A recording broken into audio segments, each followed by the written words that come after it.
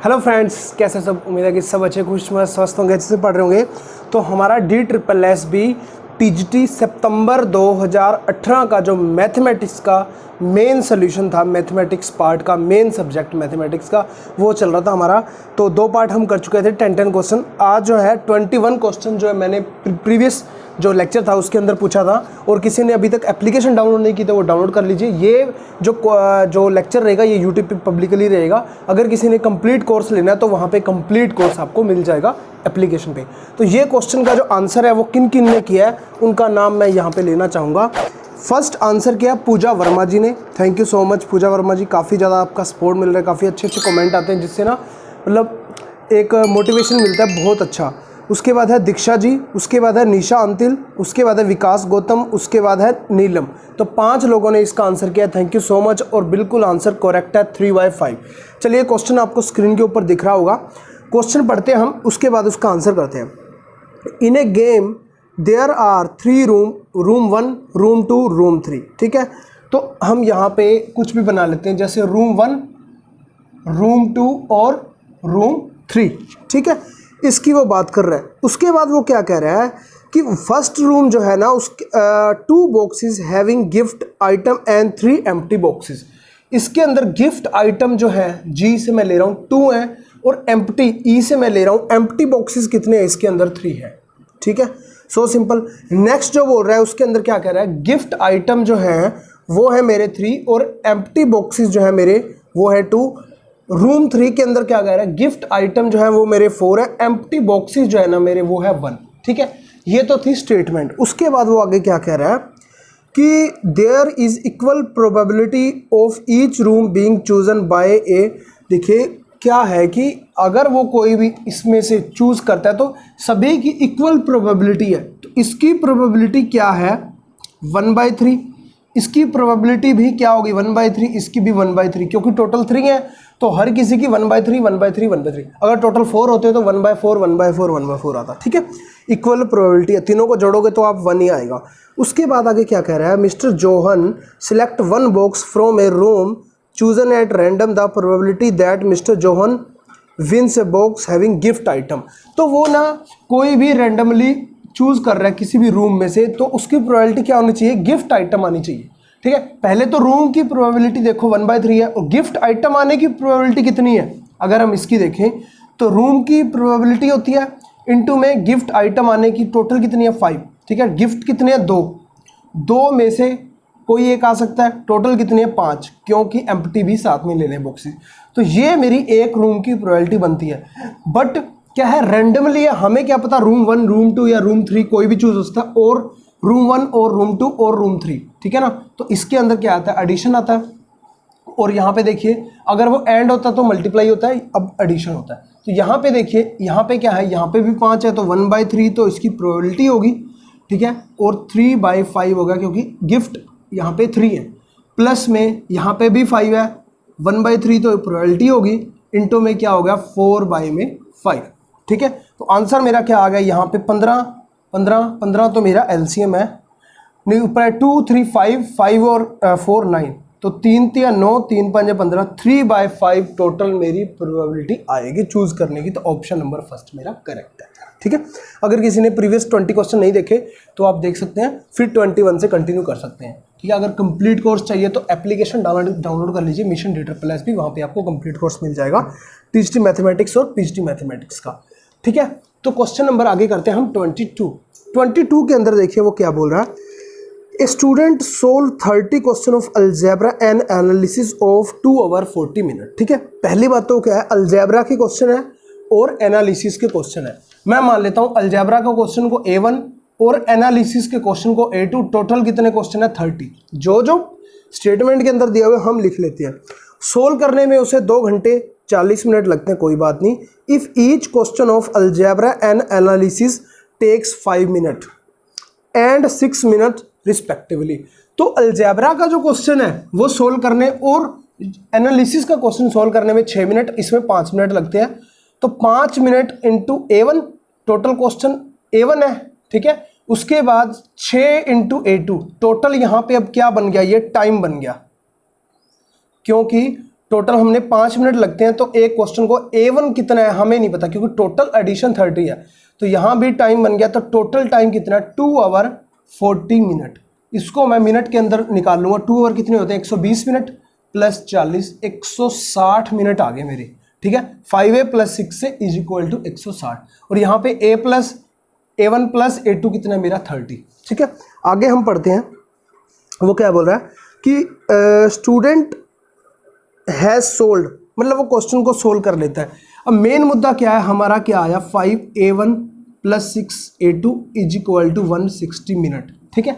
Time आया, मतलब मुझे क्या निकालना है A1 और A2, और दोनों का जोड़ कितना होना चाहिए 30, समझ रहे हो, दोनों का जोड़। अब क्या है, सिंपल 5th क्लास वाला क्वेश्चन भी नहीं रहा ये, कि आप दोनों का जोड़ 30 होना चाहिए, और मिनट के साथ मल्टीप्लाई होने के बाद 160 मिनट बनना चाहिए। अब हम चलते हैं डायरेक्ट ऑप्शन पे। फर्स्ट ऑप्शन क्या है, 16 और 14, ठीक है। 16 क्वेश्चन है अलजेब्रा के और 14 क्वेश्चन है एनालिसिस के। तो 16 यहाँ पे पुट करते हैं 5 × 16, क्योंकि आंसर तो यही आना ना A1 A2, प्लस में 14 × 6, और 16 और 14 30 तो बन रहा है, बट इसमें सेटिस्फाई करता है कि नहीं वो देखते हैं हम। 16 × 5 80 प्लस 6 × 4 24, 2 6 और 2 8, तो ये कभी भी 160 नहीं बनने वाला, तो ऑप्शन नंबर फर्स्ट मेरा करेक्ट नहीं है। सेकंड ऑप्शन देखिए 20 और 10, 20 पुट करो 5 × 20 प्लस 6 × 10, तो यहाँ पे क्या बन रहा है मेरा 100, प्लस यहाँ पे मेरा 60 बन रहा है, 160 के आ गया, ठीक है, इक्वल। इसका मतलब सेकंड ऑप्शन मेरा करेक्ट है। तो पेपर के अंदर इस अप्रोच से जाना है आपको, ठीक है। हो गया क्वेश्चन। चलिए नेक्स्ट क्वेश्चन करते हैं। Question number 23। क्वेश्चन नंबर 23 के अंदर देखिए वो क्या बोल रहा है, फाइंड आउट द फैलेसी या फैलेकी जो भी है, if any in the statement the mean and variance of A binomial distribution is. Mean और वेरिएंस दिया गया है, मीन एंड वेरिएंस दिया गया है, ठीक है। कितना दिया गया, मीन 16.2 और वेरिएंस है 29.4 रिस्पेक्टिवली। तो वो क्या बोल रहा है कि कोई भी स्टेटमेंट जो है वो कौन सी है, वो ट्रू है, ठीक है। ट्रू कौन सी है, P = 49/27 इज नॉट पॉसिबल, ये इस टाइप की सारी स्टेटमेंट है, कोई बात नहीं, आपको पता चल जाएगा, अभी दिख जाएगा। तो मेन क्या है, हमें मीन, हमने प्रोबेबिलिटी के अंदर मीन और वेरिएंस का इस टाइप से भी किया था। NP जो होता है मेरा वो मीन होता है, और NPQ जो होता है वो मेरा वेरिएंस होता है, जहाँ पे N मेरा क्या होता है, नंबर ऑफ ट्रायल होता था, ठीक है, और P क्या होता था, सक्सेस, प्रोबेबिलिटी ऑफ सक्सेस, और Q होता था मेरा प्रोबेबिलिटी ऑफ फेलियर, ठीक है। तो ये चीज़ हम करते थे। अब इसको अगर मैं डिवाइड कर दूं NPQ अपॉन में NP अगर मैं कर दूं, तो 20 अपॉन में 10 आएगा, क्योंकि डेसिमल के अंदर है, और नीचे भी डेसिमल के अंदर है, तो वो 10 अपॉन में 10 कट जाएगा। तो इसको सोल्व कर दो, NP से NP कट गया, Q = मेरा जो भी आ जाएगा, ठीक है। इसको सोल्व कर दो, किस पे कटता है वो आप काट दो, ये आ जाएगा मेरा 49/27।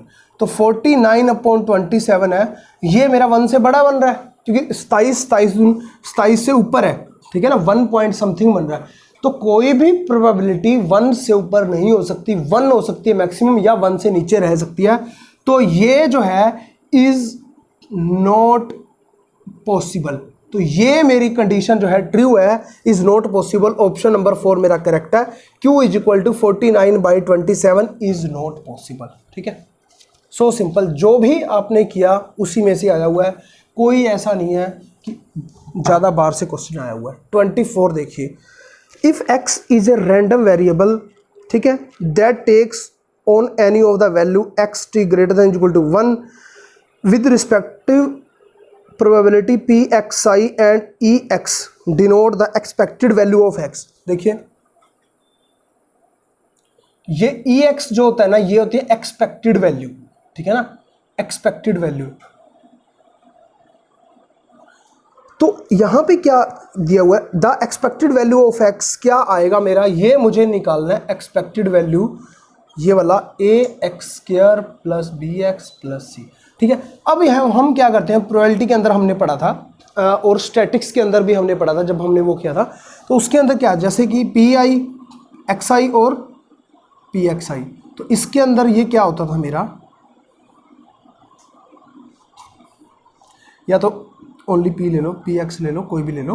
तो यहाँ पे जैसे x1, x2, x3 up to so on, ऐसे यहाँ पे p1, p2, p3 up to so on. तो इन दोनों की मल्टीप्लाई होती थी एक्सपेक्टेड, ये मेरा होता है मीन, ठीक है। इसे म्यू से भी डिनोट करते हैं। एक्सपेक्टेड होता है, एक्सपेक्टेड वैल्यू इसकी क्या होती है, x1 इंटू पी1, ठीक है। ऐसे ही प्लस में x2 into p two up to so on चलता रहेगा, मतलब ये xi into p x i, ठीक है, समेशन के अंदर आ जाता है सारा का सारा, ठीक है। तो यही चीज़ हमें यहाँ पे अब बतानी है इसकी।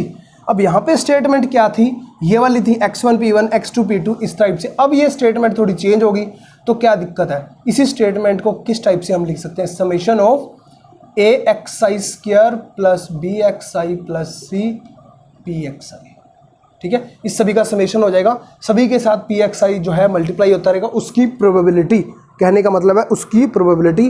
तो ऑप्शन नंबर सेकंड मेरा करेक्ट आ जाएगा। डायरेक्ट ही था ये, तो इसको कुछ करने की भी जरूरत नहीं थी, डायरेक्ट ही वही चीज़ आ जाएगी। हम जो कर रहे हैं वही, जो भी यहाँ पे दिया हो वो चीज़ लिख दो और साथ में उसकी प्रोबेबिलिटी, बस ये होती है मेरी एक्सपेक्टेड प्रोबेबिलिटी,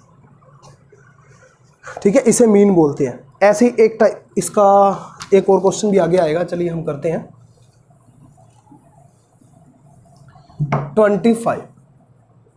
25 के अंदर क्या बोल रहा है, what should be the value of k so that the linear equation in two variable x and y, ठीक है। 31x plus 124y is equal to के, ये क्या लिखा हुआ है, lies has integer value function, has integer value function. अब देखिए इंटीजर वैल्यू फंक्शन आने के लिए क्या होता है कि इसका जीसीडी और इसका जीसीडी डिवाइड करना चाहिए के को, ठीक है। मतलब क्या है, जीसीडी ऑफ जो भी x का कोफिशिएंट है और y का कोफिशिएंट है, इसका जो जीसीडी आना चाहिए ना, वो जो है जो भी आना चाहिए, जो k मान लीजिए k आ गया, ठीक है, यहाँ पे k था तो मान लीजिए l आ गया इसका जीसीडी, तो जो है ना मेरा l जो इधर लिखा हुआ है L उसको डिवाइड करना चाहिए, या डायरेक्ट यहाँ पे L ही आ जाएगा। मतलब K जो है इन दोनों का GCD उसको डिवाइड करना चाहिए, ठीक है। तब जो है वो सारे के सारे क्या इंटीजर वैल्यू देंगे, सिंपल सी बात है ना। GCD आएगा, उसका GCD आएगा तो वो उसको डिवाइड कर देगा तो क्या हो जाएगा, मेरे वो सारे के सारे इंटीजर्स वैल्यू देते रहेंगे हमेशा। जैसे नॉर्मली है, कुछ भी 1 पुट करो, यहाँ पे 2 पुट करो, जो भी आएगा वही यहाँ लिख दो, उसके गुना 2 गुना 3 गुना 4 गुना 5 जो भी यहाँ पे लिखते रहोगे वो हमेशा इंटीजर वैल्यू आपको देता रहेगा, ठीक है। तो इस टाइप से हो गया। तो यहाँ पे क्या है, इसका आंसर क्या आना चाहिए, इसका जीसीडी, इन दोनों का जीसीडी निकालो। देखिए 31 और 124 का जीसीडी आप जब निकालने जाओगे तो किसी और पे तो कटता नहीं, 31 भी कट रहा है, 1 आ रहा है और 4 आ रहा है, ठीक है।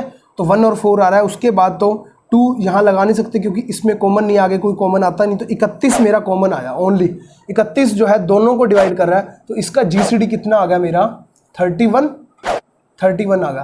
तो 31 और 31 के मल्टीपल ऑफ 31 सारे के सारे क्या होंगे, वो इसके जीसीडी 31 है, उसको डिवाइड करेंगे। 31 के मल्टीपल सारे जो है 31 उसको डिवाइड करेगा ही करेगा, तो इसका मतलब वही मेरा आंसर आएगा। तो ऑप्शन में अगर हम देखें, फर्स्ट ऑप्शन क्या है 134, सेकंड ऑप्शन क्या है 155, थर्ड ऑप्शन 72, फोर्थ ऑप्शन 103। तो कोई भी डिवाइड नहीं कर रहा, ओनली 155 ही डिवाइड कर रहा है। ऑप्शन नंबर सेकंड मेरा करेक्ट है। 31 को ये डिवाइड कर रहा है 5 पे, ठीक है, तो 5 को 5, 5 दिया 15, तो 31 इसको डिवाइड कर रहा है, तो यहाँ पे क्या आ जाएगा 155 आएगा। तो ये क्या देंगे, इंटीजर वैल्यू देंगे, ठीक है। के की वैल्यू अगर 155 है तो ये इंटीजर वैल्यूड फंक्शन देगा। चलिए अगला क्वेश्चन करते हैं। इसके अंदर देखिए वो क्या बोल रहा है, सिंपल सा है, बिल्कुल सिंपल क्वेश्चन है। If 3 hen together are worth 21, अगर 3 हैन की 21 रुपये कीमत है तो एक हैन की कीमत कितनी होगी, 7 रुपये, सिंपल सी बात है। उसके बाद क्या कह रहा है, 5 चिक्स का, 5 जो है सी ले रहा हूँ मैं, चिक्स की 20 रुपीज़ वैल्यू है, तो 1 चिक्स की कितनी होगी, 4 रुपीज़ वैल्यू होगी। यहाँ पे हैन की वैल्यू आ गई और चिक्स की वैल्यू आ गई। नेक्स्ट क्या कह रहा है, देन हाउ मैनी हैन नहीं है ना, हाँ बेन है या हैन है, यहाँ पे साफ नहीं दिख रहा। Hen and chicks can't be brought for 100 rupees. Simple सी बात है, मतलब हैन की कीमत 7 रुपये है, तो 7 एच ले लो, ठीक है, प्लस में 4c। तो ये जो है 100 रुपीज़ के अंदर आने चाहिए। और कैश कौन सी ऐसी पॉसिबिलिटी है जिसमें ये नहीं हो सकते, ठीक है ना। कितनी हैन होंगी, 7 रुपये की एक हैन है और 4 रुपये का एक चिक्स है, जो भी है। तो फर्स्ट ऑप्शन क्या है मेरा, 16 और 2। तो 16 यहाँ पे पुट किया मैंने, प्लस में 4 इंटू 2 पुट किया, तो ये कितना आ रहा है, 6 7 42, 4 7 और 4 11, प्लस में 8। तो ये कभी भी 100 नहीं बन रहा, कभी भी 100 रुपीज़ नहीं बन रहे। तो ऑप्शन नंबर फर्स्ट ही मेरा करेक्ट है। वैसे ये इनकरेक्ट है क्योंकि इन्होंने इनकरेक्ट ही पूछा है कौन सा है, तो ऑप्शन मेरा फर्स्ट करेक्ट है, ठीक है, सिंपल। चलिए क्वेश्चन नंबर 27 के अंदर देखिए क्या बोला, if x is a random variable and mean mu, वही चीज आ गई ना, मीन एक्सपेक्टेड मीन जो इस टाइप का होता है, then the variance of x denote the variance of x। Variance of x जो है अब मेरा वो क्या हो जाएगा, वो चीज़ है, वही चीज़ है, मीन वाली चीज़ है, ठीक है। वेरिएंस ऑफ x जो होता है इसमें वो क्या होता है मेरा, एक्सपेक्टेड x माइनस म्यू सारे का स्क्वायर, ठीक है। एक्सपेक्टेड के अंदर क्या होता है, x माइनस म्यू सारे का स्क्वायर। इसको हम ऐसे भी लिख सकते हैं, ई एक्स का स्क्वायर माइनस म्यू का स्क्वायर, ठीक है। अब हम देख लेते हैं ऑप्शन के अंदर ये वाला है, ठीक है। ऑप्शन के अंदर फर्स्ट ऑप्शन ही यही है, तो यही मेरा करेक्ट है, ठीक है। उसके अंदर हम मीन कैसे निकालते थे, अगर हम वेरिएंस हम जब हमने किया था स्टैटिक्स के अंदर, उसके अंदर हमने ऐसे ही किया था, एक्स आई माइनस एक्स का बार सारे का स्क्वायर समेशन अपॉन में एन, या इसको अलग अलग भी कर सकते थे, एक्स आई सारे का स्क्वायर अपॉन में एन माइनस एक्स का बार का स्क्वायर, इस टाइप से करते थे ना, ठीक है। आपको ध्यान होगा। तो ये चीज़ भी हो सकती थी और ये वाली चीज़ भी हो सकती है। चलिए सिंपल था, ये तो डेफिनेशन ही थी, कोई खास बात नहीं है। 28 लेते हैं। 28 के अंदर देखिए क्या बोल रहा है, इफ़ कोई ये दिया गया, यहाँ पे देखिए मैं पहले तो इक्वेशन लिख देता हूँ, n इज इक्वल टू 0 से 2 के ए एन एक्स का मॉडुलस की power n plus b n sine square x. ये क्या बोल रहा है, a i's and b i's, where a i's and b i's, मतलब ए जो जा रहा है और बी जो जा रहा है, ठीक है, 0 से k में जा रहे हैं, 0 से 2k में जा रहे हैं, जो यहाँ पे आई जो है 0 से k में जा रहा है, आर रियल कांस्टेंट, ये रियल कांस्टेंट है, ठीक है, ये तो कांस्टेंट है, ये भी कांस्टेंट है, तो हमें कोई दिक्कत नहीं है। देन एफ एक्स इज, तो एफ एक्स क्या आएगा, डिफरेंशिएबल फंक्शन, इन्होंने ऑप्शन में क्या कर रखा है, differentiable x is equal to 0 पे या इस टाइप से अलग अलग बता रखा है, तो सभी में differentiable x is equal to 0। अब आपको पता है ये वाला जो फंक्शन है ये तो क्या है, कांस्टेंट फंक्शन है, ये तो एवरीवेयर डिफरेंशिएबल होगा, इसमें चक्कर पड़ेगा, बट साइन का स्क्वायर आ गया, तो साइन का स्क्वायर जो है वो डिफरेंशिएबल फंक्शन है at x is equal to 0, ठीक है, ये आपको पता है। अब दिक्कत कहाँ आएगी, दिक्कत आएगी यहाँ पे, ठीक है। हमने लिमिट कंटिन्यूटी डिफरेंशिएबिलिटी किया है, उसमें आपको ये चीज़ पता होगी। मेन क्या है यहाँ पे दिक्कत आने वाली है, जब x का मॉडुलस होता है ना, जब x की जो पावर होती है जब ओड होती है ना, तब इज नॉट तब वो डिफरेंशिएबल नहीं होता at x is equal to 0 पे, ठीक है ना। क्यों, क्योंकि ओड जब पावर आएगी तो यहाँ पे देखिए, अब x का मॉडुलस ही ले लीजिए, वहाँ पे क्या आएगा, माइनस एक्स और प्लस का x, जब डिफरेंशिएबल करेंगे एक बार 1 प्लस का एक बार माइनस का 1, तो दोनों left hand derivative is not equal to right hand derivable, तो क्या होगा, इसका मतलब फंक्शन जो है डिफरेंशिएबल नहीं है। तो ये हमेशा ध्यान में ही रखना कि जब भी ओड पावर होगी ना मॉडुलस की, तब वो डिफरेंशिएबल मेरा नहीं होगा। अगर वो इवन पावर है,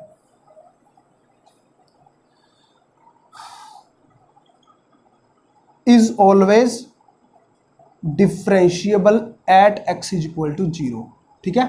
ये इवन पावर है, मतलब इवन पावर है तो वो डिफरेंशिएबल है। तो अब जो है, अब इसके अंदर हमारे पास कंडीशन क्या बनती है इस क्वेश्चन के अंदर, अगर हम देखें कि ये तो एवरीवेयर डिफरेंशिएबल है, इसमें तो कोई चक्कर है ही नहीं, और बी कहीं से भी बिलोंग करता हो हमें कोई दिक्कत नहीं है, क्योंकि बी तो वैसे भी कांस्टेंट ही है। और अगर मेरा ये ओड पावर, मतलब जैसे इसकी पावर 1 है, इसकी पावर 3 है, क्योंकि ये तो कांस्टेंट ही है, साथ में इसकी पावर 5 है, ये सारे अगर 0 हो जाएं तो मेरा फंक्शन मैं कह सकता हूँ डिफरेंशिएबल है, क्योंकि इसको जब मैं खोलूँगा n की पावर 0 रखूँगा तो a0 x की मोड का power 0 b0 sine square x, plus में क्या आएगा a1 x की power 1 plus b1 sign square x, ऐसे बनेगा ना। जब 1 पुट करूंगा, 3 पुट करूंगा, अप टू 2k तक पुट करूंगा, तो 1 वाले जो हैं अगर वो 0 हो जाए, बाकी तो सारे फिर डिफरेंशिएबल है ही। तो अब जो है ऑप्शन में हमने चलना होता है। इतना सब पता चलने के बाद ऑप्शन नंबर 4 क्या कह रहा है, डिफरेंशिएबल। ऑप्शन नंबर 4 क्या कह रहा है कि वो ये फंक्शन जो है डिफरेंशिएबल है at x is equal to 0 for all a2m + 1 is equal to 0। ठीक है, अब यहाँ पे देखिए, जब मैं इसमें और आगे क्या दिया गया, m जो है मेरा वो कहाँ से कहाँ तक बिलोंग करता है, 0 से k-1 तक। तो 0 पुट करूँगा तो यहाँ पे 0 आ जाएगा, यहाँ पे a1 is equal to 0। 1 put करूँगा तो a3 is equal to 0, sorry हाँ ठीक है, 0 पुट करूँगा तो a1 आ गया, a3 आ गया, 2 पुट करूँगा तो a5 आ जाएगा, 1 3 5 ये सारे क्या होती जा रही हैं, 0 हो जाते हैं, k-1। तो k-1 पुट करूँगा तो 2k-1 + 1 आ जाएगा इज इक्वल टू 0। इसका मतलब क्या है, 2k-1 + 1 a2k is equal to क्या आ जाएगा, 0। 2k-2 आ जाएगा ना, माइनस का 1 आ जाएगा यहाँ पे, 2k-1 मतलब 2k तक जाना था, 2k-1 तक जो भी ओड बनते हैं वो सारे के सारे 0 आ रहे हैं। इसका मतलब ऑप्शन नंबर 4 मेरा करेक्ट है, वो सारा फंक्शन डिफरेंशिएबल हो जाएगा। यही दिक्कत कर रहा था ओड वाला, बट ओड वाला उन्होंने कंडीशन में दे दिया कि वो सारा क्या है, 0। ठीक है, चलिए क्वेश्चन नंबर हो गया मेरा 29। ठीक है, 29 के अंदर वो क्या बोल रहा है, देखिए, which of the following equation is a linear equation in 2 variable. देखिए 2 चीजें दी हुई हैं, एक तो वो क्या कह रहा है, लीनियर इक्वेशन। सेकंड चीज क्या है, एक तो ये चीज बोल रहा है, और 2 वेरिएबल। 2 वेरिएबल मतलब जैसे कि एक्स वाई, ठीक है, 2 वेरिएबल हो गई, या वाई जेड 2 वेरिएबल हो गई। लीनियर इक्वेशन लीनियर फॉर्म के अंदर हो, उसकी कोई पावर्स नहीं होनी चाहिए, 1 2 3 इस टाइप से नहीं होना चाहिए, और मिक्स में भी नहीं होना चाहिए। ठीक है, तो फर्स्ट ऑप्शन देखिए आप क्या बोल रहा है, y + x सारे का स्क्वायर -2 इज इक्वल टू 0। ये तो लीनियर इक्वेशन है ही नहीं, y का स्क्वायर हो रहा है और x का स्क्वायर हो रहा है, ये तो क्वाड्रेटिक इक्वेशन बन रही है। ठीक है, ये तो होएगी नहीं। सेकंड क्या है, 2x - 3y + 7 is equal to 0। इसकी पावर 1 है, इसकी पावर 1 है, x और y 2 ही वेरिएबल हैं, यही मेरा ऑप्शन करेक्ट है। थर्ड ऑप्शन देखिए, 7x - 3y + 2z is equal to 0। यहाँ पे वेरिएबल कितने हैं, 1 2 और 3 वेरिएबल हैं, तो ये भी कंडीशन मेरी गलत होगी। ऑप्शन नंबर 4 देखिए, x - 1 और y + 2 इज इक्वल टू 0, ये भी रॉन्ग हो गया, क्योंकि x और y मल्टीप्लाई होंगे, पावर 1 और 1 है, तो लीनियर फॉर्म नहीं है। ठीक है, लीनियर फॉर्म वेरिएबल भी अलग अलग होना चाहिए, और ये वाली तो लीनियर फॉर्म है ही नहीं, आपको पता ही है ना। वैसे भी आपने लीनियर अलजेब्रा तो सारा पढ़ा ही है, तो उसके अंदर भी सब स्पेस वगैरह प्रूव करते थे, हम देखते ही थे, तो ये तो लीनियर फॉर्म है ही नहीं। ठीक है, चलिए अगला देखिए, क्वेश्चन नंबर 30 क्या बोल रहा है, if a rectangle has perimeter 96 meter. कोई भी रेक्टेंगल है, पेरीमीटर क्या होता है, ये मेरी ब्रेथ है, ये मेरी लेंथ है, ये मेरी ब्रेथ है। ठीक है, ये भी मेरी लेंथ है, ये भी मेरी ब्रेथ है, चारों को जोड़ देंगे, या 2l + b, 2l 2b हो गया, चारों को जोड़ दिया, वो मेरा होता है पेरीमीटर। तो पेरीमीटर कितना दिया गया, 96। ठीक है, आगे चलिए, and its length is 3 time is breadth. जो लेंथ है ना वो 3 टाइम है, इसकी लेंथ कितनी है, 3b है, क्योंकि 3 गुणा है ब्रेथ की। समझ आ रही है, तो यहाँ पे लेंथ को मैं क्या पुट कर दूंगा, 3b प्लस में b is equal to 96, 4b हो गया, 8b हो गया, तो b इज इक्वल टू 8 वहाँ पे चला गया नीचे, 12 8 96, तो b इज इक्वल टू 12 आ गया, b इज इक्वल टू 12 आ गया, तो यहाँ पे कितना आ जाएगा, l इज इक्वल टू 36, भारतीय 36। तो उसने क्या पूछा, अब इसका एरिया पूछा। एरिया क्या होता है, लेंथ इनटू ब्रेथ। ठीक है, लेंथ कितनी है मेरी, 36 है, और ब्रेथ मेरी 12 है, 432 स्क्वायर मीटर जो मेरा एरिया आ गया। ऑप्शन नंबर 3 मेरा करेक्ट है, सिंपल है, कुछ भी नहीं करना था। 9th स्ट्रेंथ का क्वेश्चन है, मैंने बोला था ना 9th स्ट्रेंथ भी आपा नहीं करनी है, +1 +2 भी आपा नहीं करनी है, और ग्रेजुएशन का लीनियर अलजेब्रा और थोड़ी सी और चीज़ें जो हैं वो चीज़ें करनी है, जैसे कांग्रेस मॉडल वगैरह, वो सब चीज़ें हैं, वो वही चीज़ें रहेगी हमारी, बाकी सब तो हो चुका है, अगर किसी ने कोर्स वगैरह ज्वाइन करना हो तो। ठीक है, चलिए अगला क्वेश्चन है क्वेश्चन नंबर 31, जिसका जो आंसर आप करोगे ऊपर क्वेश्चन आपको शो होता रहेगा।